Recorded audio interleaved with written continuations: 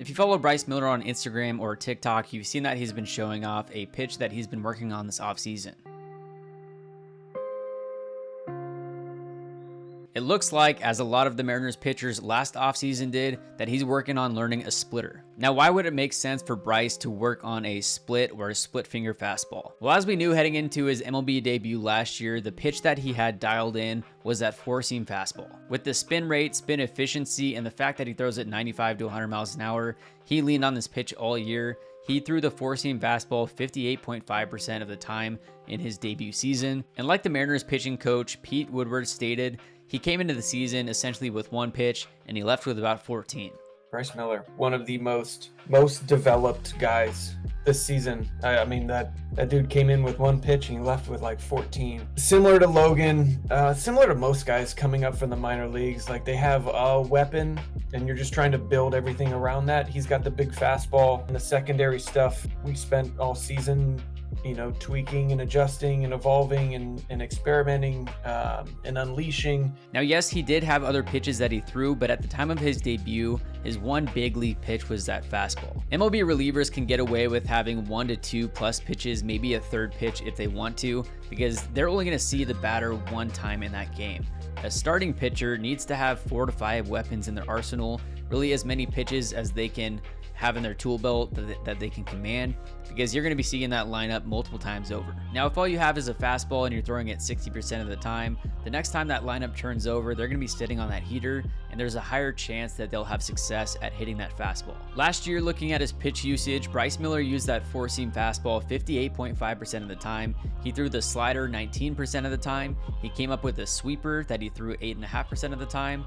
He broke out a sinker that he started throwing 7.6% of the time. He threw a changeup 5.6% of the time, and then he threw a curveball just under 1% of the time. And typically hitters with the opposing handiness of the pitcher, for example, since Bryce Miller is a right-handed pitcher, typically a left-handed hitter is going to have more success, especially on that fastball, compared to a right-handed hitter. And if you look at his platoon splits from last year, that seems to be the case, as versus right-handed batters, he gave up just a 200 batting average, a 234 on base, a 315 slug, which is a 549 OPS. He also had a strikeout to walk ratio of 7.2 against right-handed hitters. During lefties, however, it was a different story, as he gave up a 303 batting average against, a 358 on base percentage, a 558 slug, and a 917 OPS. And his strikeout to walk ratio against lefties was just 2.94, less than half that against righties. And why is that? Well, part of it is definitely due to his arsenal. His breaking pitches are breaking away from righties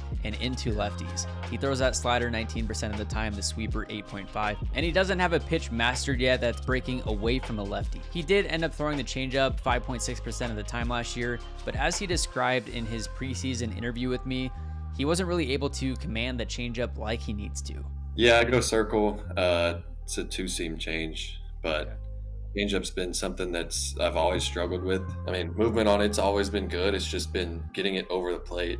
I'll throw it and it's just fades like arm side, white line, and I'm like, that's a worthless pitch. I have to get it over the plate. Got to throw it 60 feet, and get it there and give it a chance. Whenever I do that, it's good. As Bryce described preseason, the changeup that he was throwing at the time, and the same changeup I assume he was throwing all of last year, was the two-seam circle change, as you kind of see here.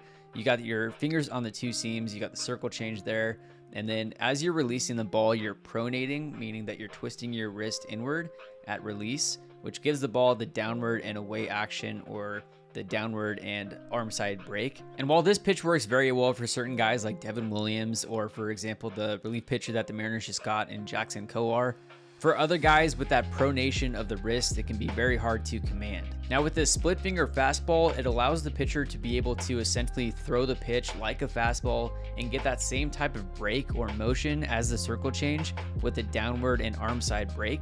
And this year on the sideline, I actually asked Logan Gilbert if this was the reason why he switched to the split finger fastball, and it turns out that was the case. The splitter, it's the same thing. I don't have to try to do a whole lot. I just almost get on top of it and sit right there behind the ball. And as you can see here, from Gilbert's changeup in 2022 to Gilbert's split finger in 2023, clearly he was able to command the splitter much more effectively. And this is on top of the fact that he increased the usage from just 8% with the changeup to around 15% of the time with the splitter. And as Gilbert described, his split finger is a one seam split finger, and Bryce Miller's looks very similar. He also holds it off of one seam, although the finger that they put on the seam is different. Gilbert had also mentioned that he initially learned his splitter grip from Kodai Senga, who has that ghost forkball. I'm not exactly sure what the difference is between a forkball and a splitter. His grip looks pretty similar to what Bryce and Logan have going. But regardless, if Bryce is able to dial in the splitter this offseason and pair it with his four-seam fastball, his slider, his sweeper, his two-seam, then on paper, the guy who's the number 4 or 5 pitcher in the Mariners rotation has much higher upside than that.